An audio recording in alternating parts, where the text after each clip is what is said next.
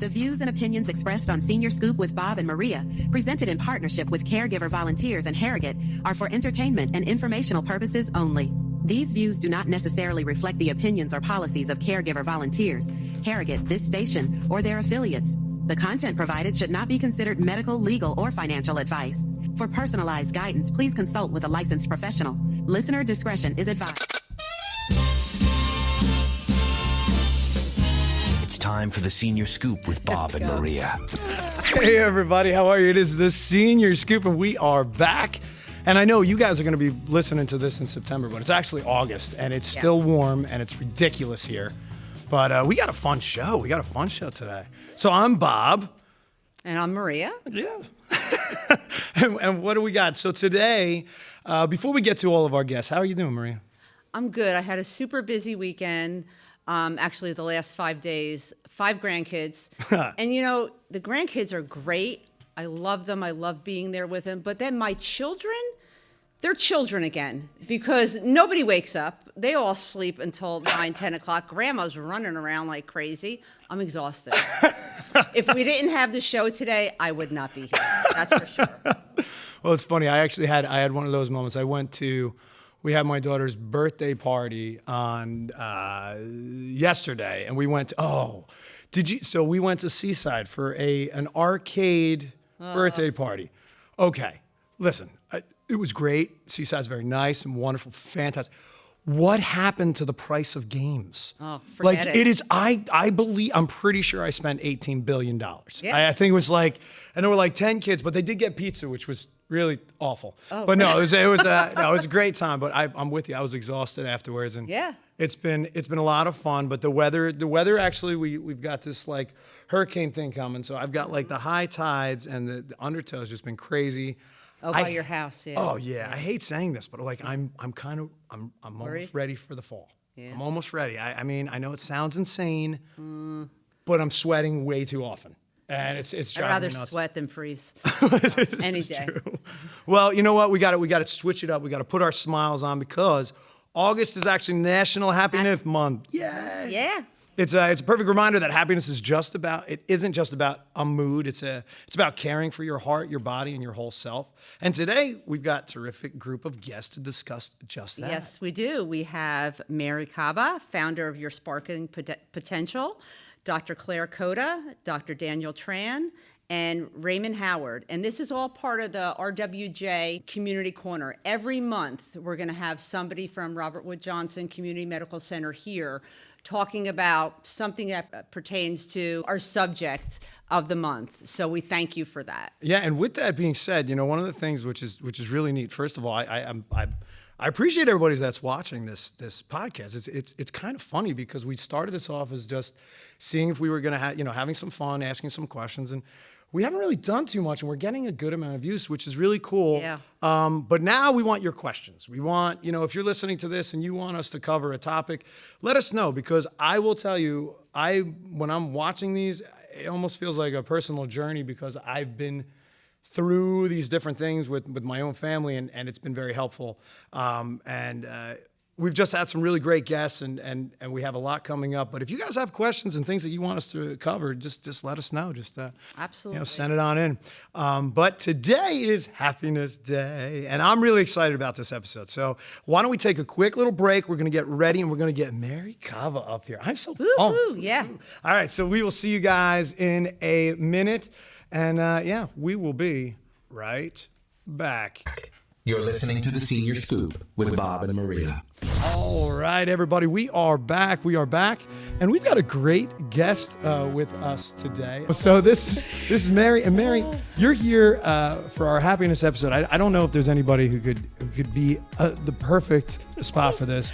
And your business, your Sparkling Potential, 10 years. Yes, 10 years this has been happening.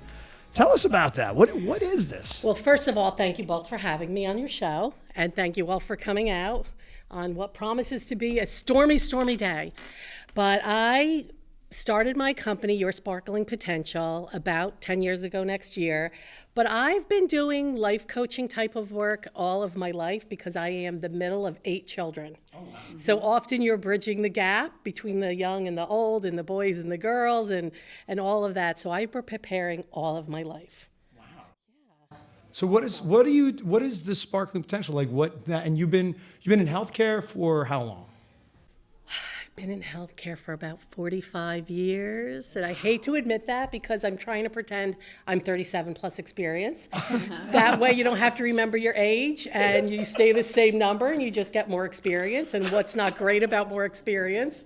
So it's tough to believe I've worked longer than I've been alive, but it's just a lot of experience. That's all. It's extra experience. I like it. And I got into this because working in healthcare in all different realms, I've come to realize that we don't have a guide sheet as we age. You know, when we're young and growing up, I can remember as far back as 3rd grade, people saying, what do you want to be when you grow up? And it's like, good Lord, do I have to know that now? I'm only like 8 years old. But you have a guidance counselor in school, kinds of guides you on your path, what to do, what it's going to look like, what to prepare for. And then you grow up a little bit, you might go to college, start a family, get a job, raise your children, and then you become middle-aged. And you start thinking of retirement and empty nesting. And now all of a sudden it's like, what do I do now? You don't have a guidance counselor at your fingertips. So that's where a life coach can come in and help you discover what path you want to be on, what you need to get on it, and to really hold you accountable so that you achieve success at the end of that journey. Oh, that's really awesome. Yeah. And we've got this. I love my button here. Yeah. You know, That's to remember you to smile. You'll have a smiley face button. So in honor of National Humor Month, I gave you a little postcard.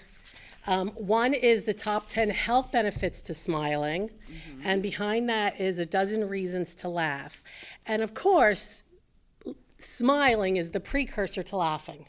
And there's an old saying, fake it till you make it. Right? Okay. I like to say fake it till you believe it. And you can force yourself to start smiling. There's some suggestions and tips on how to do that. And that can often lead to that laughter. And there's a lot of benefits to laughing. But Mayor, I know you're a certified laughter coach. I am. So I have a teaching degree. I also have a master's degree in psychology. I'm a certified dementia practitioner. So very knowledgeable about the aging process as I am going through. I mean, we all are at any age, right? A certified life coach and a certified laughter leader. And that is a form of laughter therapy. So it's really digging in deep and finding the mirthful humor in situations that might not be funny. So I like to think of this as when you're involved in something and you give yourself the ability to step back and look at it as a spectator, you can find some humor. So anyone out there ever watched I Love Lucy? Probably most everybody knows I Love Lucy. Thinking about that episode where Lucy and Ethel are in the chocolate factory and the conveyor belt of the chocolates are coming through and they have to wrap them up and then it's coming quicker and they're trying to hide it and stuff it in their mouth or whatever. And to them that was not funny, right? This is like a serious problem. Yeah. But watching, you are laughing. Caught myself. You're laughing, heavily at it because you're not involved in that situation. Yeah. And often we're put in scenarios where we have to make the best decision for the best solution for a situation we don't want to be in. And that's not always easy because we want to be perfect. Right? We want the perfect outcome and we're not in a perfect situation. So I really like to just remind people with my laughter therapy, it's okay to give yourself permission to not be perfect. It's okay to make fun of yourself, poke fun at a situation and find whatever humor in it that you can. There hasn't been anyone that I haven't enjoyed working with. I did have really one tough, sassy New Yorker who I noticed after our second session, she was just telling me what she thought I wanted to hear. Okay. So I said, you're really not going to help yourself unless you're willing to be open and honest with yourself and dig deep and be vulnerable. And I don't start out vulnerable. I start with simpler homework to get to know them. And then as the process goes on, we dig deeper and deeper and deeper. And I mean, listen, you're having fun and giving homework to people. So guess what? You're getting it's now my turn. Game time! That's right. It is game time, Mary. It's game time. I got a question for you here. Okay. And now I know that you are a Kat. huge fan of your mugs, so I thought that this one would be a little bit fitting. All right, so the phrase "good to the last drop" is one of the most famous coffee slogans of all time. Which company do you feel used it first? Was it Folgers? Was it Maxwell House? Was it Starbucks? Or was it chock full of nuts? I believe it is Maxwell House. Really? Well, let's see what our studio audience thinks. So let's see. Who believes it might be Folgers? Hands up for Folgers. Okay. Who believes with Mary that it's Maxwell House? Okay. What about Starbucks? No, wow, that was like they were like, no. They got mad at that one there, Mary. And what about chock full of nuts, that heavenly coffee? Well, That's heavenly. I will tell you, Yeah. Mary. That's what I drink. Mary, I'm sorry to tell you, but most of the people in here were wrong, and you were correct. That's right. It was Maxwell House. Maxwell House. I was prepared in case I gave you the wrong answer, and I was going to say that wasn't me. That was twin sisters. Oh my gosh. So you travel around with this Yeah. the glasses. Never I know love when that. You're going to need them to. You really can't look at you seriously with that on, which is great, which is a big part of what you bring to the table, and you make it a lot of fun. And I'll tell you what, so how can people get in touch with you if they're looking for a life coach? So on the bottom of this little thing I handed out, there is my email address. If you prefer a phone number, I can reach my cell at 732-814-2365. Well, Mary, thank you so much for coming. I always love seeing you. It's always fun, and you always do. You add a smile to the world, and we all appreciate that. Yeah. What do you? Parting gift for you. Oh, thank you. Let me just. And you. Let me see how well this fits me. This is great. Oh, It's yeah. my size. Yeah, You know, I got to tell you, I'm pretty you can't sure edit this out I now. look just as bad as I feel right now. But How do they look? this looks good. You I'm, look great. Kathy, get our pictures. I can't. You got to smile sometimes. That's all you got to do. So we will be right back. We'll see you in a couple minutes. Thank you, Mary. Thank you for Listening to the having Senior me. Scoop That with was Bob fun. and Maria. Thank you. Thanks for joining us, and we will be right back. The views and opinions expressed on Senior Scoop with Bob and Maria, presented in partnership with Caregiver Volunteers and Harrogate, are for entertainment and informational purposes only. These views do not necessarily reflect the opinions or policies of Caregiver Volunteers, Harrogate, this station, or their affiliates. The content provided should not be considered medical, legal, or financial advice. For personalized guidance, please consult with a licensed professional. Listener discretion is advised. Welcome back. You're listening to The Senior Scoop with Bob and Maria. It's time for the Community Corner with RWJ Barnabas Health Community Medical Center. All right. So yes, and we're going to be doing this all the time. We were just talking about it in the beginning. So if you guys have some questions for, especially, I learned so much from our ER doctors, and today we've got some rock stars, man. We've got Dr. Claire Cota with primary care. We've got Dr. Daniel Tran, a cardiologist, and we got Raymond Howard from Rehab Services, and we're going to learn a lot of stuff today, and we're going to do it with a smile because it's Happiness Month, right? Absolutely. So welcome, guys. Welcome. Thank you guys so much for coming. I'm going to give you a little applause here, and we'll get you guys going. And before we get started, though, we were talking a little bit at the break right before we were beginning, and I was starting off with Dr. Cota. So, Dr. Cota, you were a dancer on the Dancing with Their Stars with Caregiver Volunteers. I think I was an announcer for that one back in the day. That was pre the executive director days, and you were awesome. Oh, thank you. Yeah, It was and an I mean- honor. We were conned into participating. We had a great time. Is that how it works? Yeah. My husband's office conned us into it. But we were thrilled to do it. We got free dance lessons. We thought it would be a fun date night. And then we got really invested. So we did a lot of dance classes, and we dove in and had an awesome time, and we won with a swing dancing. I do remember your dance. I remember you guys were good because we did swing dancing too a few years prior, and I was like, oh wow, these guys are good. I'm happy I'm not going against them. So no, it was a Thank lot you of for fun. remembering. And thank you for supporting caregivers with that. It is always a fun time.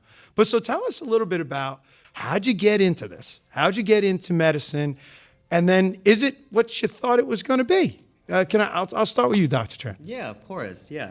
So I really got into medicine because, like all of us, I think we wanted to help people. once we kind of go through the training, it obviously opens up a lot more than that. You build these connections with people and their families, and that connection really like drives you to continue. And a lot of it's like, you know, you kind of, what you think you don't know when you start to think about the policies and all the extra aspects of life that affects a person. The medicine's actually pretty easy, right? We learn it, we kind of go through 4 years of med school, then, you know, 6 to 8 years of training, as you know. And, you know, all this stuff, you know, we learn the medicine, that's the easy part. And then you have to deal with financial problems, you have to deal with social problems and all that stuff. But it really just all ties in, and it makes me feel like a better person, and makes my patients feel better too. So now you're a cardiologist. Yes. So when you're, you know, I mean, I'm just thinking about this because I'm guessing that my high school experience and yours was a lot different. I was at the bottom of the class. No one was thinking medical anything with me. I'm still trying to come up with 5 words from Dr. Patel that start with B. So I mean, but when you've decided you're going to, was anybody in your family in medicine? And then how did you make that like cardiology? I want to go. The heart is where I want to be. Yeah, so actually I'm the first person who actually finished college. So my parents came over from awesome. Vietnam. So yeah, they taught me hard work ethics and all that stuff. And they said you need to strive to do better and to give back to the community. So that's how I kind of got into medicine. And then cardiology really, started with internal medicine. That's where you always have to start. General medicine, but I fell in love with the heart. It's not just the heart. The heart is important, of course, but it affects everything, the mind, the body, the spirit, all the other organs, everything is interconnected. And I think it starts with the heart. Wow. Although the neurologist would argue it's the brain. Excuse me, Bob, could we move this? They can't hear in the back. Oh, sure. Hold on one second. That's the fun of editing. Yeah, exactly. Yes. I'll speak a little louder too. That's right. You know what? I mean, believe it or not, I just have to turn you guys up a little. Yeah, Don't that's worry. all. It's actually, these are pretty good. The good news is I cheat a lot, but no. But so with the heart, with your cardiology, it's funny because you're saying the neuro to the heart, and that's very interesting because it's all about oxygen, blood flow to both, right? And Yes. if something starts, talk to me a little bit about because the bypass, the stents, all this stuff.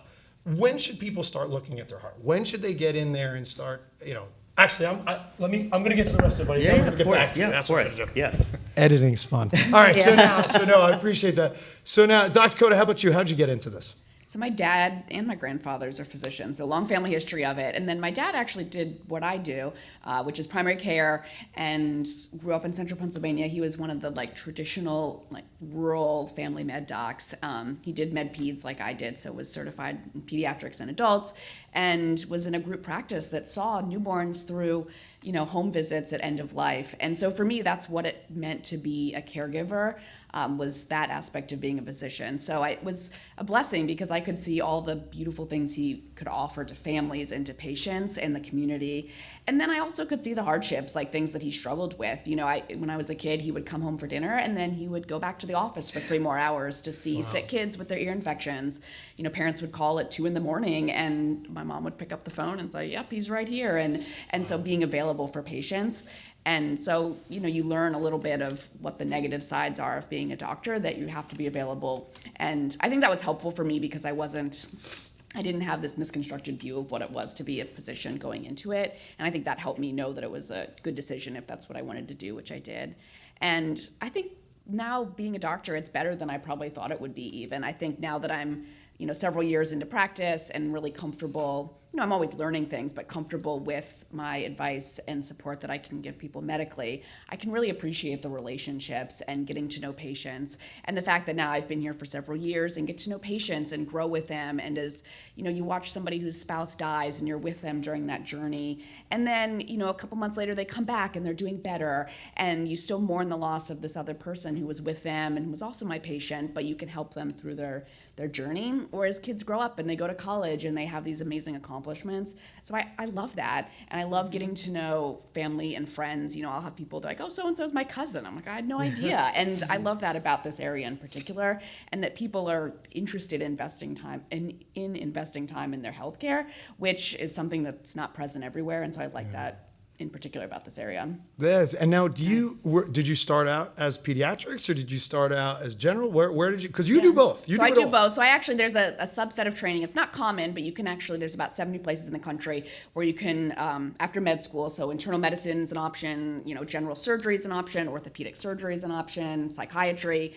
There are places that you can actually go and do internal medicine, which is, you can practice general medicine for adults, or you can then subspecialize and become a pulmonologist or cardiologist or an endocrinologist. So there are places you can go and do internal medicine at the same time as you're actually doing a pediatrics training. And so every 3 months I would flip-flop between pediatrics and adults. And then at the end, you are eligible to take your boards in both. So when I finished that year, I took my pediatric boards and my adult boards. And so that's what I did. Wow. So some people end up doing primary care like myself, and you can see all ages. And it's very similar to family medicine, which is actually a separate specialty. But in practicality, it's very similar. But people can specialize in other options after my training. So for example, people who are really interested in congenital heart disease, which is like little kids who are born with an abnormal heart, those kids are living longer. Like 30, 40 years ago, those kids unfortunately wouldn't live very long. The surgeries were not meant to be permanent or have difficulties later on down the road. But now those people are growing and they're becoming adults and they're aging out of their pediatric cardiologists. And so there are certain cardiologists who decided, hey, I wanted to do congenital heart. And so now they can take care of those babies with heart disease all the way through adulthood. And so that would be somebody with my background who then goes on and does actually 2 cardiology fellowships. Oh, wow. So it's a wide-ranging option, but It's like getting multiple degrees, right? It's like it is that exactly, and it just that's really neat. I mean, because it is, when we hear doctor, a lot of people would just be, oh, well, a doctor. Like I'm sure, what is it? It's like this in healthcare. You're in healthcare, so you know everything. Oh yeah, so. And how about you, Ray? How did you get into this? So I started my career really back when my mom was a nurse, and I spent a lot of time in the hospital with her, just kind of watching patients. Didn't really think at the time like I would be interested in healthcare or really where I was going to be, but I just found it very interesting that she was helping patients, whether she's turning them, helping them out of bed, or that type of thing. So as my kind of career went on, I was electrical engineering tech, started in the right direction, and then thought I wanted to be an athletic trainer, so I did that. And then after 6 years of college, my dad's like, well, now what? I said, well, I don't really know what I want to do. So I went back to PT school, and I got my doctorate in PT, and started my career in the Air Force, where I was an orthopedic physical therapist and treating guys in the flight line and all that. And although I liked outpatient, that type of backs and necks and shoulders and all that type of thing, I always really kind of was drawn toward acute care and acute rehab, where, and especially now where patients are in the hospital for a very short period of time and they're going home with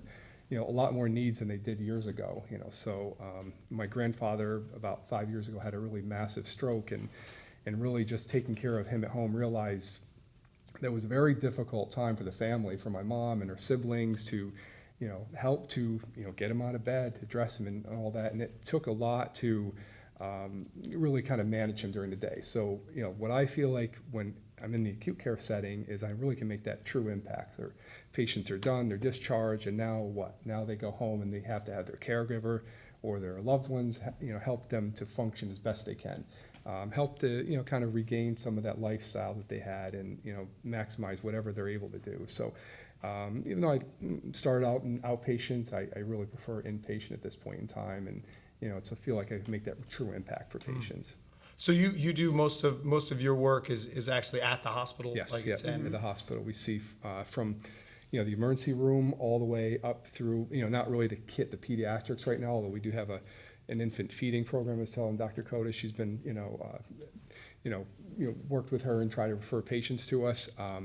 And we do have some, pediatrics we see on an outpatient basis, but right now, ED all the way up to the 4th floor, medical, surgical, orthopedics, total hip and total knee replacements, and a lot of our hip and knee patients are going home same day. Wow. So it's amazing, the progress. Our physicians are awesome, and we work with them to try to get that patient home and get back to their lives as quickly as possible. So now the three of you, and this is what's intriguing to me, and I'm really enjoying this series with Community Medical, because I'm learning. So I look at it from a different standpoint. I think it's kind of amazing. You guys, just like Dr. last week, the emergency day, you don't know these people. They're not your clients. You're taking notes from other people, and then you're right. I mean, because now, do you guys have practices as well as working at the hospital, or are you at the hospital, residents at the hospital pretty much? How's that work with you guys? No, so we both, Dr. Cota and I, see outpatient. Do you run in the hospital I don't also? actually go to the hospital Okay. at all anymore. Oh, look at So you. I'm all in an office, which, is what I like to do Yeah, now. I think yeah. the level of care, for me at least, my training would, I could see my patients in the hospital, but I think the level of care is, is so much higher, in terms of higher level of care and the medical processes that happen when you're admitted to the hospital. Yeah. The level of knowledge you have to be able to do that is huge. And it's so different now than it was 30 or 40 years ago. And so I feel like it's hard enough for me to keep up on things as an outpatient and then also to do inpatient. So I leave that to the inpatient doctors and do my outpatient things. So now, I have a question for you about that then, because I think that one of the fears, and we had a lot of conversation last time about advocacy and patient advocacy, and how a lot of the doctors along the way become your advocates. And so if you have a client, if one of your patients now goes to the ER, okay, and now the question they always ask, who's your doctor? So now how does that information get given to you, and what are your going back to tech, your SLA, right? Your service level agreement. As a doctor, you have to give yourself some sort of that. You have to have some downtime. You have to be able to give yourself a little bit of a break so you can be fresh and go. So what is your own internal service level agreement when you get a call that one of your clients is in the hospital, right? And I'm sure that depends on what is happening, but how do you juggle that? You've got your practice and now you go into emergency zone. Like, how does that work? And I'd love to know how you feel about that too. Doctor, what do you think? Yeah, it'll be very different for sort of what our levels are. I think for me, I tell my patients when I meet them, I'm a primary care specialist. Like, I know outpatient things. I don't know the inpatient as well anymore. I used to, and I don't anymore. And so I trust that the local doctors will take excellent care of you. They notify me when you show up at the hospital, whether it's within the Barnabas system or within another system. They'll notify me either via, electronically or via fax paperwork. So I'm abreast on that, or the family can let me know. And then I typically follow along. I'll look at the notes. When you leave the hospital, they develop a document called a discharge summary where they will send it to the doctor so that they're updated before they see you after you leave the hospital. And then I encourage patients that when they're in the hospital, there's somebody called a hospitalist, which is a doctor who is who's internal medicine trained, who is in charge of your care. And, they're going to be somebody who is goal directing between the subspecialists. So if you're seeing a pulmonologist and a neurologist and a cardiologist and a kidney doctor, they're always in the background or in the forefront is a hospitalist who is the director of your care. And it's not always clear. Patients don't always understand that term hospitalist, but remembering that that's the word to listen to, so that when that person is the one who comes to talk to you, like, that's the person to say, all right, like, summarize everything for me, tell me what the people are doing, because that should be your go-to person. But not enough people recognize that term hospitalist anymore. Yeah. It's a little bit, it's been around for probably 20 years, but especially in this area, it's a newer doctor that's utilized. Not a lot of patients traditionally knew that term, and a lot of people locally, their primaries still followed them in the hospital. Yeah. And so saying, hey, recognize that person's the hospitalist, they're the person in charge of all of my subspecialists and coordinating them all, and they're the person, if my family has a question on where we're going, that question should direct through them. And so I tell people, when you go to the hospital, remember that hospitalist is somebody who just works at the hospital. They'll be in charge of your care, and they're the ones who will communicate with me if I have questions. And then the last thing I'll add is I feel like the primary care doctor's role is, even if I'm not going to the hospital, I can keep their chart up to date. Like, these are the medicines you're actually on. These are your problems you actually have. I get rid of the old stuff that's not active, so that when you show up, that at least on the medical record, it provides a good summary, because that can be immensely helpful to an ER doctor, as opposed to a medicine list that's cluttered with 50 different things that you don't really actually know somebody's on, or which doctors they actually see. And so I feel like the primary care realm can be relevant in that way. But that's pretty different, because you focus, you're going back and forth between things. Yeah, not super different, but yeah, from a specialist standpoint, we have office, so we have patients that we see in the office preventative cardiology. And then also when patients go in the hospital, I try to keep my patients out of the hospital, but if they do go to the hospital, then me or one person in my cardiology group, one of my partners, will see the patient. And always we tell everyone in our group, if you have our patients in the hospital, give us a call anytime. Give us a call, shoot us a message. It is hard to juggle because you also have to have a life and kind of build yourself outside of it, but we care for our patients, and if they message us, we always put everything down and we pick up the phone, we talk to them. A lot of times the information is all in the records and it's on Epic, so it's very easy with technology nowadays to get baseline levels of everything, just get a basic understanding. Well, it's funny too, because that's one of the things that I loved reading about you guys, because the one huge similarity that I found with all three of you is how patient-centric you all are. And I think that, with today, that it's not just a given anymore. And I understand it too. I think that it's not that doctors don't want to. I think that it's a sort of protection as well. I think that, you can get drowned down in a lot of that, and it's the harder way out to be kind sometimes. It's the harder way out to open yourself up to questions. The person that actually does give that card is going to get all those calls. And when that be careful what you wish for from a physical therapy standpoint as well. I mean, you've got tons and tons of clients, and they all have their expectation about their life. They don't care about the bed next door. They don't care about the room next door, and the family definitely doesn't care about it.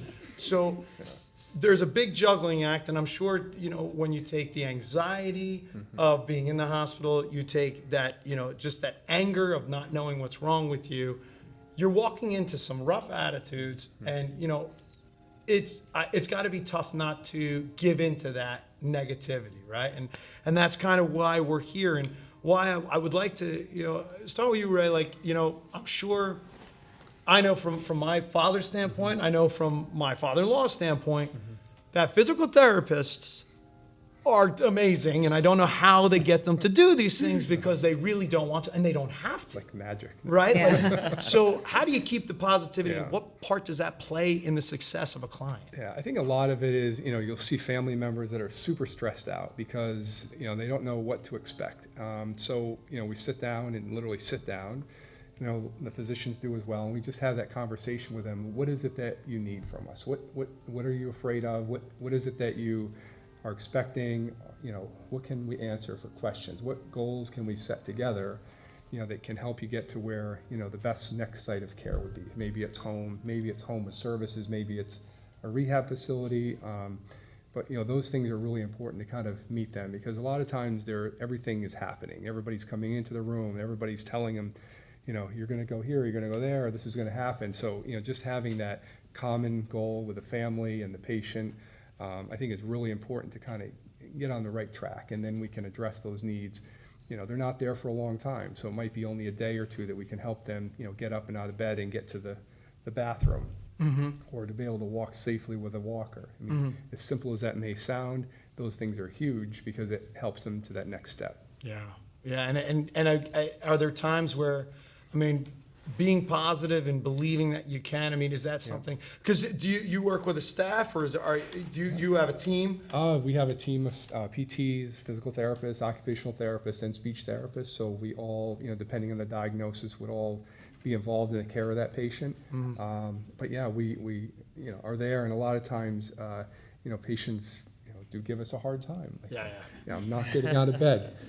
We have to be firm but kind, at the same time. So I think we do a really good job at that, and I think meeting them and, kind of where they are and helping them understand what we're there for and what they, can use us for is really important. And working with the physicians also. Sometimes there's parameters for blood pressure or things like that we may need their guidance on, how hard we can push them. So, it's very important to work as a team. We do a great job of collaborating with the docs to do that. Well, that's been very noticeable. We've been working with you guys just a couple times, and even the group that came last time. I don't know. It kind of is like renewing my faith a little bit. Like that people are actually working as a team, like to your care, because you know what? I think I'm learning from my side that it's easy to blame when you don't know. It's a lot easier to find somebody to blame than to say I should have asked the right question. And I'm a question asker. My wife is not. And so there's a lot of those things where I'll be like, so when is he getting out? A question which I would think would be the number one question you would ask. I don't know. And it's like, well, we got to ask those questions. And I think you talked about the hospitalist.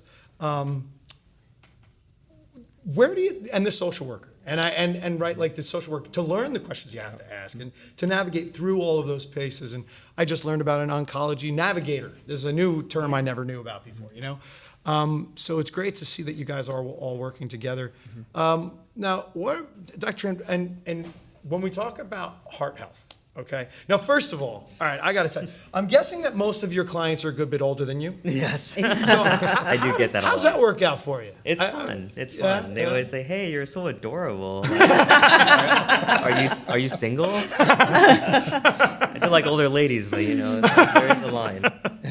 So, and where is your practice? So my practice, I have 3 offices. My main hospital is CMC. Okay. But the 3 office locations, Lakewood, Toms River, and Barnegat. Oh, okay. And Barnegat's our brand new office, beautiful center just built, and we have all cardiac testing there. So that's one of those center locations that if anything you need, will get you done everything you need at the same place. Stress tests, everything Stress like that, tests, you can get echo, done there. vascular studies, everything. So what would you say? I mean, what is your word of advice? Listen, I actually have one of those weird, like, anytime I take a stress test, I got to do it again because I see some like hole or something, there's just, and the contrast. And I was asking beforehand, so what is the difference? Why would some people have a stress test with contrast or without? Like, and what would you say everybody at a certain age should test and do for a good, happy heart? Yeah. So I answer the first question first, and it's a little bit of a lot of nuance. So I'm trying to whittle it down to the basics. But when you get a stress test, it depends on other factors, other cardiac disease that you have.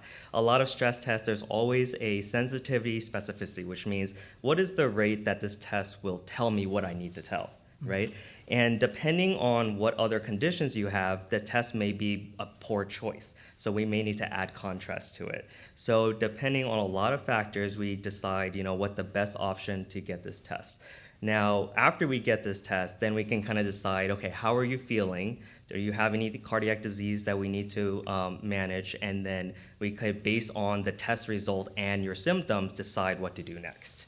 So a lot of details, but that's kind of like the simple part of it. Now, the second thing is, interesting new studies have showed that cholesterol buildup starts when you're in like your 20s, which is crazy. Wow. Because a lot of our risk scores all start at 40s to 50s. We're like heart attacks in 60s, 70s, right? So now we're kind of starting to reimagine our field and starting earlier. Cholesterol is very important. Blood pressure is very important, and making sure you don't get diabetes, or if you do, get it well managed. So really very important, family history and early screening. So I would say there's never too early. Dr. Cota, right? I have a question, Yeah. doctor. Yes. So I just learned about a calcium scan test. Yes. So the difference between that and the stress test, I know they show the same things, pretty much, am I correct? Similar things. Okay. So the calcium score is more of an anatomical test, which means it tells you whether you have late stage calcium buildup in the heart, which is plaque or atherosclerotic disease. And a stress test will tell us how your functional capacity is. So are you able to do your daily activity? Are you able to walk to the mailbox, walk back, walk upstairs? And is your heart affecting your ability to do so? So they are used in conjunction, but they are somewhat different. Now, if you have a negative calcium score, which means 0, 1 is positive, even though it's not really that significant, but 1 is positive, means that there's late stage calcium buildup. Then any amount of calcium, if you have a score of 0, then that means that right now at this point, you most likely don't have any late disease. Yeah. So it helps kind of like guide our decision. And the most important part is we use a calcium score mostly for prevention. So like if you tell me I have a calcium score of 1 or greater, then I'll be very aggressive with the cholesterol, with the blood pressure. You already have signs and evidence of blockages. Yeah. Let's get on top of it. It doesn't mean you'll have a heart attack now, but let's get on top of it. Okay. If you have a score of 0, then you're most likely low risk. Okay. That's And do you provide those tests at your Yes, we do. Yep. in Barnegat? So the calcium score is at CMC. Okay. But we'll get it worked out because we also, any radiology place can do them, and we'll coordinate with that. Okay, thank you. So and there's a lot. I mean, there's a lot going on over there at CMC, and now Yeah. I know that they've been recruiting and doctors. I mean, so none of you guys started there. Is that correct? No, did you start? You didn't start over. Was this your I hospital trained- that you worked with? No, I trained in Baltimore. I was That's on right. the West Coast and then out here. So they're not here. What do we think of the new dig so far? It's been crazy. There's a lot of new stuff going on, and it looks like they're really pushing to be something just wonderful. I mean, and I mean, it's been coming a long way. They're spending a ton of money. Yes. And how do you guys feel about the changes? Are you excited? What are you thinking? Yeah. Go ahead. No, I mean, I think it's super exciting. I've been there almost 30 years. Oh wow. So I started after, I exited the Air Force. I started, my wife is from Toms River, and we've moved to Lacey and raised our kids here. And I've been here and I've watched the growth. And I can tell you since probably the last 10 years since, Pat came into town, he really has done a wonderful job. And it started with not so much the building stuff, but a safety culture, which, kind of made everybody, it came from the airline industry. And we had that in the Air Force where, if you're with a, brand new pilot, and you have a seasoned, captain there, you don't want to tell him that your altimeter is going to show you're going to crash into the ground. You might hurt his feelings or it might get, but, that's kind of healthcare. You want to be able to speak up for safety. And I think that started the generation of, just, better healthcare. We were always good, but I just feel like it's this journey where we're, delivering, top-notch care all the time on a consistent basis. And the new physicians that, are coming in and the services that were being provided, to, people in need around our area that have had strokes and cardiovascular problems and, booming pediatrics and, the, elderly population. I think we're super senior population. We're Yeah. like number one in the country. one, So, yeah. so yeah, I mean, it's great. And I really, I could have gone anywhere to work, and I'm glad I chose community. So. Yeah. How about you, Dr. Cota, from a GP standpoint, from like, you got a lot of clients going a lot of different places. How's the communication from there to you, and how do you like working with them? Yeah, I think it's lovely. I think the communication, patients, they want the communication to be there, and you want your doctors to talk to each other. And so it actually, it's pleasantly surprised me that people do talk to each other. Like, you're newer with the group, but your colleagues, like if I call them, they pick up the phone. Yeah. And if I have a question, there's actually a secure messaging chat within our computer system. And so I can, I had a patient, I thought there was maybe a tick in the ear, and I was like, how do I get a tick out? So I messaged the ear, nose, and throat doctor. I was like, I don't know if this is a tick. How do I get it out? And so she gave me some tips, and we got it out, and it was fine. And so those sorts of things are available. And, I think some doctors don't rely on that or know that it's there, but when it does, it promotes this community that makes it more accessible, and it works both ways. I'll have your colleagues will say, hey, I have somebody who, I don't know, their thyroid's off, I don't know what to do. Can they come talk to you? And they'll come talk to me. And so it's helpful for patients to know we do try to coordinate your care, and we actually do talk to each other. And that includes inpatient to outpatient. Like, I've had complex patients show up at the hospital, and they're like, I don't know what their baseline is. Like, can we let them leave the hospital in this? Like, can you take care of this when they get out? And I'm like, yes, I've got that. Like, don't worry about that, because I know them better. I've known them for years, and I can coordinate this. So, I think the communication would pleasantly surprise you in terms of doctors, at least within our system. I can't speak for other systems That's since we don't great. work there, but for us, it's good. And it's, I mean, and I would think it would be very difficult too, when you are a specialist or when you have your patients, because there's other people involved, like the hospitalist, right? So every once in a while, you got to have difference of opinions, and that being able to navigate that as well has got to be very interesting. And I think that comes with a culture of respect, respecting and moving around that, where when you are bringing in new doctors, when you're bringing in a lot of new people, it allows for that, because you don't have that they've been there forever, and you don't step on those toes kind of deal. So it's kind of like, it's almost like a rebirth. It's almost like a new feeling of, a team going after this together. And, I've been seeing that, which is really neat. How's that work from you, though? I mean, it's cardiologist. You're the guy, you know what I mean? And you're going to have another doctor saying, well, it's this or it's that. And have you had any of those fun moments? You should say I respectfully disagree. But no, really though, I think the the thing about medicine, it really is an art, right? Like there are very rare cases where everything is black and white. So having a team approach is actually in the forefront of all our guidelines, all society guidelines, because every specialist and in primary care bring their own opinions, and everybody works together and kind of bounces ideas off of each other, and the whole purpose is to make you feel better. So I think that's the most important thing. You have a mutual respect, like you mentioned, and everyone brings in their own specialty and their expertise, and then we work together to get you better. You guys, I really appreciate all this time. And I mean, I want to ask our audience if you guys have any questions. I know I just have one I want to start with you. Okay. So my body, I've had now, for some reason, I don't know if we're all just hip problems or not, but I've had five friends, all between the age of 38 and 45, get new hips. In the last 2 years, okay?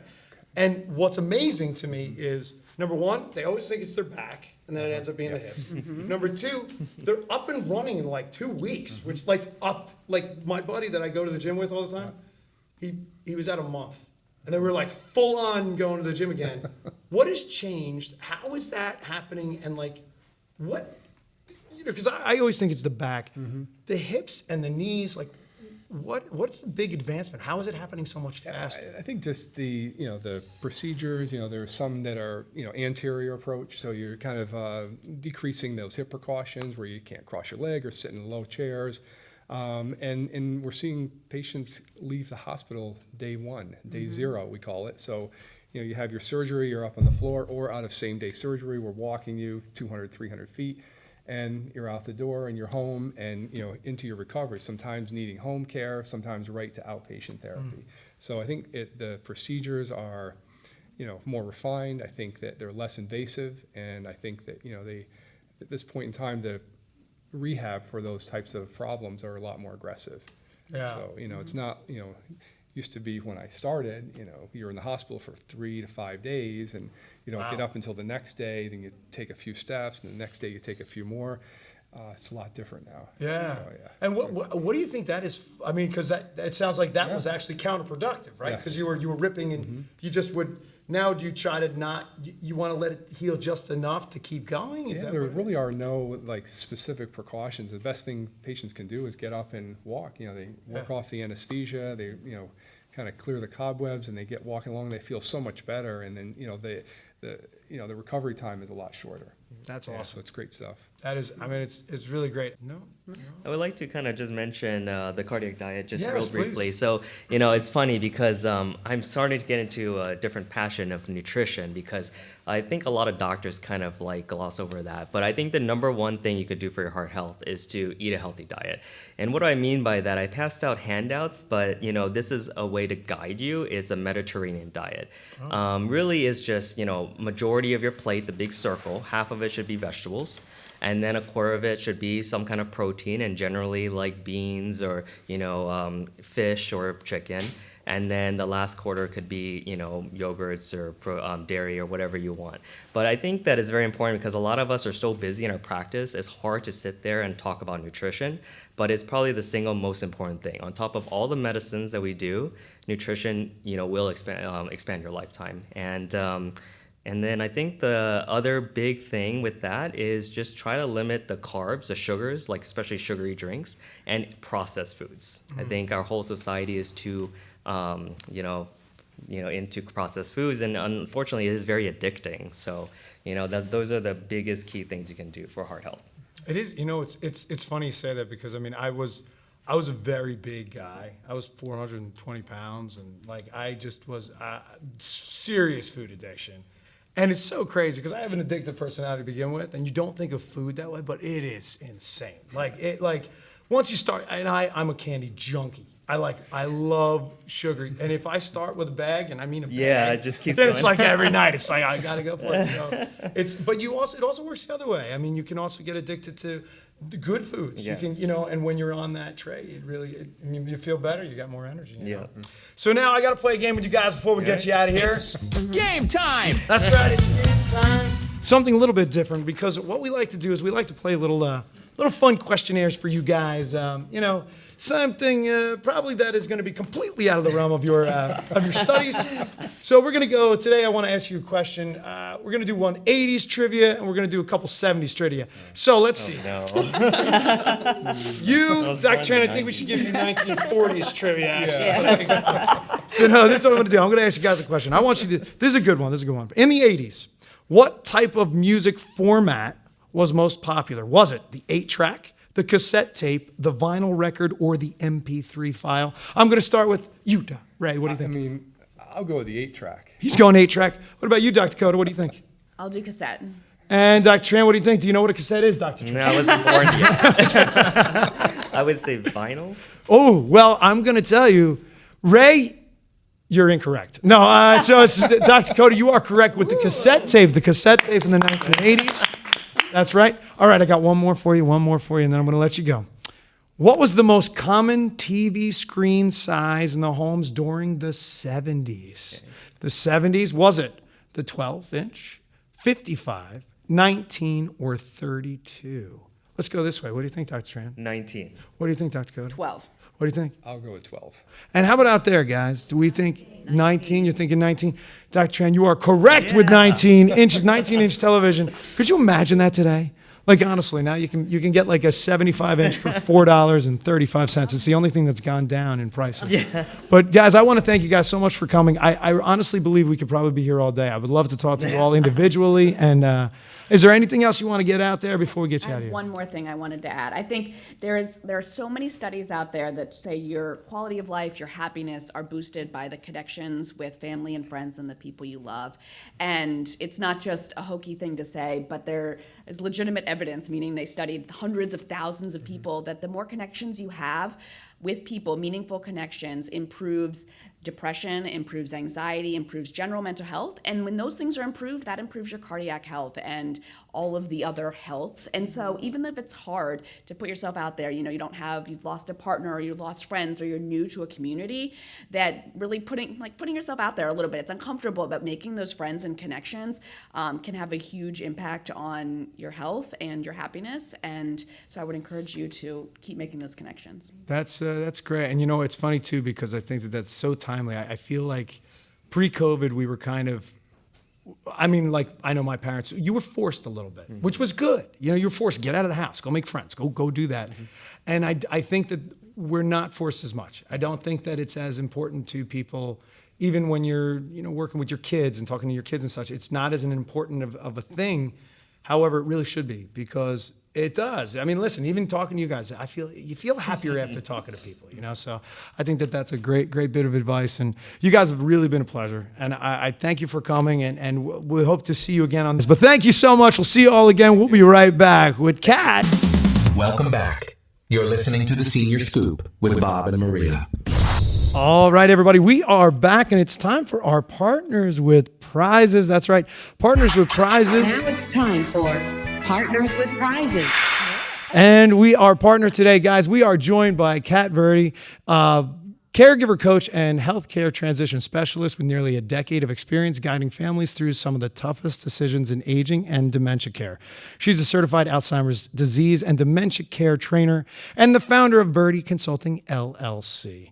Through one-on-one coaching, action planning, and senior living placement support, Kat helps families navigate healthcare transitions with compassion and clarity. She's also a familiar face in the community, leading support groups, speaking at events, and sharing resources online as caregiver coach Kat Verde. Give her a big round of applause, our Partner with Prizes today. Kat, how are you? I'm good. Thank you for having me, my good friends. Well, what's cool is we met each other. I was doing a game show and you were there. And then in reading about you and seeing what you're doing, I just think it's really awesome. I would love for you to tell everybody a little bit about what you do. When somebody would be looking to work with you and just tell us your story. How'd you get here and what's going on? Well, funny you should mention, Bob. My name is Kat Verde, short for Catherine. Everybody thinks I say Pat, but it's really Kat with a K. Meow. That's how people remember me. I was born and raised in Jersey City, New Jersey, but I reside in Monmouth County for, over 33 years now. with my lovely husband, who's a firefighter in Jersey City, and my son is now a firefighter in Jersey City. Oh, that's awesome. I share that because usually we're like pigeons. A lot of people from North Jersey are now residing here at the beautiful Jersey Shore. I started in senior living back 100 years ago. And funny story, the lady that took me under her wing was Maria Penna. Oh, really? My hand to God. Oh, wow. I was working at a senior living facility in Tinton Falls. Yes. And you were at a subacute nursing, skilled nursing facility in Monmouth County, Red Bank. Yep, Red Bank. Yep. And I had to go meet her.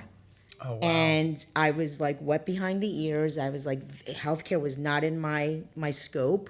But sometimes I always tell people, you write the chapters of your life, and sometimes you scratch your head. You're like, how did I get here? And now you know why. 7 Degrees of Maria. Yeah. I see how it is. Yes. That's awesome. Yep. So I started in senior living. I very quickly realized, wow, this is a phenomenon that's going to take really over, and it has. But this is back in 2012, 2013, and from there to where we are now with all these wonderful senior living accommodations for folks that are looking to transition, they're everywhere. But I also realized that the adult children are the ones that are helping the aging adult. Very seldom do we have an aging adult that is a progressive thinker and says, you know what, I don't want to do this anymore. I'm going to save some money if I have everything that I need, amenities and taxes and all that good stuff. It's kind of all part of what you pay for an assisted living. Right. But for the majority, I do think that the adult children, when something happens, I wish people came to me not in crisis. So the transition, earlier is much better, because I think that the person, the aging adult that's being placed or transitioning has more say. Mm-hmm. Yeah. That's interesting too, because I never really thought about that before. It's yeah. I mean, when do you go though? I mean, I guess is it just something that should be on the radar at a certain time, I guess? Yeah, it's true. I literally had this conversation, like I said before, with my mother. I said, you need to make a decision, or we're going to have to make it for you. Yeah. And I'd rather you make that decision. Absolutely. And I think I am a big fan of aging in place. I am the daughter of an 85 and 84-year-old, and I want to die at home. I don't want to go anywhere. And I think, and the promise, we've all made that promise, like, don't you dare put me in a nursing home. First of all, let's talk about that. That promise probably took place in a setting of a barbecue, a family gathering, he, and who's having a little cocktail. Everybody's healthy. But when things get to a point that that's not the promise, Right. let's look at what's going on. And is it fair to age in place if you're not caring for yourself or are safe? And to me, I know every elder that I've met, they don't want to be a burden to their children. They don't want their children to worry. And I'm here to tell you, if they feel that you're unsafe, and you have to kind of reflect, if I really can't do the things I used to, then it's probably not safe. So they're going to stress about it. And there are options out there for everyone. Absolutely. I think it also comes down to just, we're still of the generation of respect. So, my mom is still my mom. Even if I might think I know what's best, it's still my mom. So she has to know better than me because she's my mom. Right. And not only do I feel that way, but my mom feels that way too, So, Right. I mean, and I think that that's a big part of it. And, it's kind of funny because I didn't really know, and I'm sure I'm not alone, of exactly what that position existed, right? And so when you are in crisis, when something happens, what's the difference? Because like I said before, just because we are in the realm, people think you know all the answers. I don't. I don't know the difference between, I know what a sniff is, I know, but I don't know what that means in terms of my family member.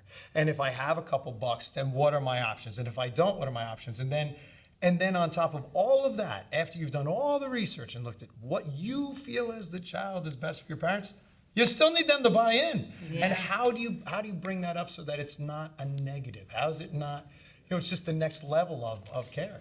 Absolutely, and I love what you said. We do the research. And what is the research? We know more about restaurants, at what time they open, what they have on Tuesday's menu. And when we do the research of an assisted living for our loved ones, don't go by the shininess. Don't go by how pretty things are and how nice it smells and how beautiful the room is. You got to know your parent, as you said. Yeah. Because what if you have a parent that's a reader and an introvert? They're not a social person. So who cares that Bob Scott's there every 3 days? You have to really find and have communication with your loved one. Yeah. And there are, and I will tell you this, a lot of people forget the biggest conversation piece for me to make that transition, to get the buy-in of the aging adult. Isolation. Yeah. Being by yourself. Yeah. And that's a game changer. You add years to your life. Just because there's an orchestra or somebody, an entertainer at a community like Harrogate, doesn't mean that you have to be right there participating. But the fact that you're just listening and part of it, that's socialization. Music is the universal language. And so sometimes, when you're alone, living alone, do you put the radio on? Right. Do you put a All CD? the time. Well, we do, but do our parents. Yeah. And so I think that those conversations make the decision a little bit easier. I think that if you come in hard, like this is what we're doing, people are going to resist. I think that the notion of what an assisted living is very, very murky because our generation, our grandmothers or loved ones went to a nurse at home. So when you take them, when I take my clients to a tour, it's almost like eye-opening. Does this look like a nursing home? I want to buy in a room right now. It's lovely here. Oh man! Right. Well, I did the tour here, and I told Maria I want in. Like because I didn't know. I mean, I had a healthcare company. I tried to have my aides in, but I didn't know what we were talking about. It's kind of funny because really all of these locations. I hate the word facility. All these locations. They are offering an adapted way of living that works for what you need now. You have better access to medical if you need. You have, less stairs, like things that are just working with where you are. And also, like the people that are coming here, like this is open to everybody, but you know what? You still got to get out of your door and come. And you still have to do those things. However, if you are very introverted, you have the safety features. So, like, if you were to say, there's the 5 things you look at, right? Like, to me, it's your safety, and interior, exterior. I mean, for my father-in-law, that's something. I mean, he's looking around. He's coming from a beautiful place out on the golf course, and he wants to, and, that's not a problem here. The look of it. And then your diets, what are they doing food-wise? Transportation. And price is always something. I mean, what's your ones where you sit down with somebody and say, ask these questions before we can Absolutely. Talk. Longevity. How long has this place been in action? How long has that management been there? That makes a crucial difference, especially a director of nursing. Because, and again, no disrespect, we know that this industry, there's always new faces, people are popping in, popping out. So when you have that position, in my opinion, as a director of nursing, it takes a minute to really now get to know every resident and what comes, their medical needs. So that's important to know. I'm not saying that you shouldn't go to a community if there's somebody new in that position, but ask the question, how are we, the second and biggest one for me is, if we have that introvert. I had a client that was blind. And again, these are for-profit businesses. Everything that we do is to earn a living. How are you doing this with my blind client? Yeah. How are you doing that? Everything is rosy. Everything is yeses. The business model is to put us, the adult children, or the family at ease. And that they were really disappointed because they came to me after the fact. When I work with situations like that, I make sure that there's going to be a buddy system. And that buddy system will be in place between 30 to 60 days. Oh, wow. Because it's not, it's personalities. Yeah. Some people just can't. You can walk in a room and leave with 50 friends. I can too, and so can Maria. But not everybody's like that. Yeah. And we're older. We don't have that stamina or that, you just don't feel like making friends. Right. Yeah. So then how are we going to transition this person that's leaving their home for 50 years for safety reasons, for financial reasons?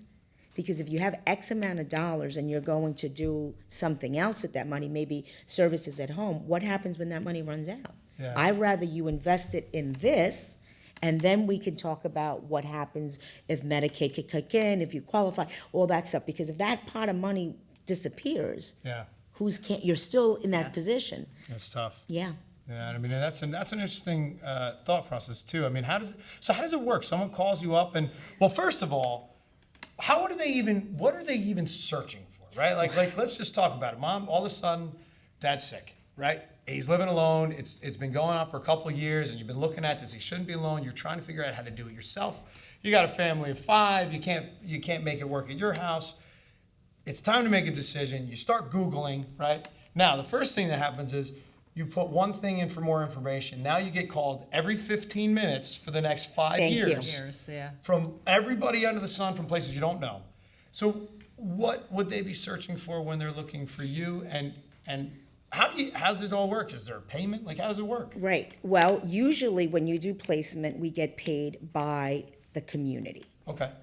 Some people, the biggest problem that people are finding and legislations that are getting involved is that you're right. You start Googling and somehow you press something, you hit something to get to the next page or information that you're looking for, and now they've captured your email and name. Yep. And you are now, for a lack of a better word, hostage. Yeah.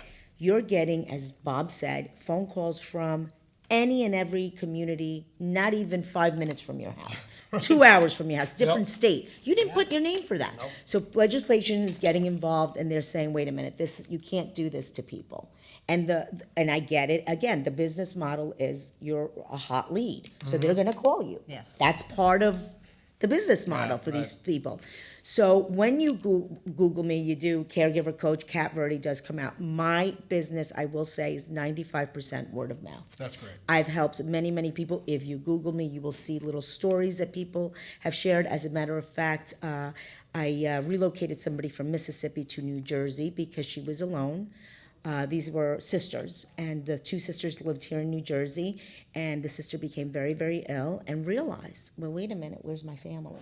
So that's nice when everybody's on the same page. So they were hysterical, like, how do we do this? She fell, she was in a rehab in Mississippi, blah, blah, blah, blah. I made it happen. And she wrote me the most beautiful note saying, you have to do me this favor and put this on your website. Oh, that's Making awesome. the impossible possible. That's great. And I did add it. I put it on a couple little logos. And so, yeah, there's a lot that goes on with that. People, that's what we do. We Google. Yeah. So you have to be very careful on the search engine if you really are, in fact, Googling Harrogate. Because there are other entities that have a lot of money that all of a sudden capture Harrogate, and I'm pretty sure Harrogate did not give them the permission, and all of a sudden you think you're on Harrogate website and you're somewhere else, and that's when phone calls, the craziness happens. And so it's a slippery slope. You have to know if you are going to have someone you're going to trust someone in this process. Also, ask, how long have you been doing this? Yeah. Do you have contracts everywhere and anywhere? That doesn't really impress me because there are some places that maybe would not be a good fit for anyone. Yeah. So, you have to do your homework with who is going to represent you and who's going to advocate for you and your loved one. That's a really good question too, because I've always been, it's funny because I know you, and like I would be very comfortable speaking to you. I feel like you would be able to give some honest advice, but I would always think, like, well, do you have a contract with that person? Or because that's tough. Right. Because you're getting paid from a facility. And you're only going to put me in one. So how do I know that you just don't work for that one facility? Right. You know what I mean? It's tough. It's tough because that's, I think, a lot of folks that do placement, they say it's for free. And I don't know how that works. Yeah, right. I have to sit with a family and create a comprehensive action plan. It's a CAT's cap. So that I can't do that for free. And it depends. I work with families depending on what the situation. But in order for me to make the right fit, for them to make the choice, not me, I have to know. I have to sit down maybe once or twice with a family, with the person that we're going to be placing. Yeah. And I think that's the difference of how I run my business and how I help families. That's cool. And I really wish that I had known you a little while ago. Because I mean, I think it's great. I think it's wonderful that you can sit down, you can talk this all out. And I do know about you. You're going to give the real answer no matter what. Yeah. Like that's the thing. You're looking for a goal, and that's how you are, word of mouth. And it's, I'm always proud that with what I do, I always say, I don't advertise at all. Like, I'm proud of that. You know what I mean? Too, and we're busy. So it's important to know that. So if someone has questions, even if it's just they don't know, and it's the first step, reach out, right? And it's Absolutely. Kat with a K. Kat Verde. K-A-T. Yes. Yes. I even help people that don't have money and can't afford assisted living because I've helped so many people that I have such a nice network of close resources that can sometimes be the option for that family. Well, I think that you're in an industry that we need a lot more people doing and a lot more work doing, and the specialist part of it, because it's hard to navigate. Right. I'm so thankful that you do it. And so I think it's time to get a prize out there. All and right. I got to ask you a question. So first, it's game time. Hold on. I got to do that again. It's game time. That's right. It's game time. We're going to do one question with you. Then we're going to give away a prize here, Kat. So, oh my gosh. Let's see here. Get the hard one, Bob. Yeah, I know. I'm trying to get this. Ooh, I like this one. What? I like this one. This is good. What? All right. You ready? Here we go. I want you to tell me, in the 80s, which of these was a popular store for records in the 1980s? Was it Spotify, the TikTok Tune Shop, Stop it. the Amazon Record Store? Was it Capitol Records or Tower Records? I'm going with Tower Records. Tower Records. Does anybody have any other ideas? No? You all feel it was Tower? Yeah. Well, that's because Kat is 100% correct. That's right. That's right. It was Tower Records. Oh my God. Tower Records was the place to be. You spent hours browsing and sometimes making friends right in the cassette aisle right there at Tower Records. You remember those days? Man, they don't even do that stuff anymore. But no, thank you so much. And I do want to, can you tell them, so what is how to contact you? How do they do that? Well, you can definitely Google me. You could call me at 732-379-2266 or kat@katverde.com. Okay. Or my Kat with a K, or www.katverde.com. .com. With a K. I love it. Yes. Oh, well, thank you, Kat. Now we got to give away some prizes. What did you bring here today for these fun people? I brought a little red box. Ooh. With a little something in there. Ooh. It's actually a gift card to Target. Oh, the old Target, where the red circles come together. That's right. Yeah. Yes. Target gift card, and it is now. Now it's time for Partners with Prizes. All right, so I'm going to shake them up. We got all these tickets. The 6,000 people that are here are very excited. So many. And so, all right, now we got a winner. Congratulations. I'm giving you applause. We're going to give you a box in 1 second there. But before we do that, we're going to say goodbye, everybody. So thank you so much for coming on out. We got to thank all of our guests, the community partners. Kat, thank you so much. And Mary Kaba, thank you so much. It's always fun. We started sparkling in the beginning of the day. Yep. So we'll see you all again. It's been the Senior Scoop. Bye-bye. Thank you. Thanks for hanging out. I know we're a little longer today. That was great.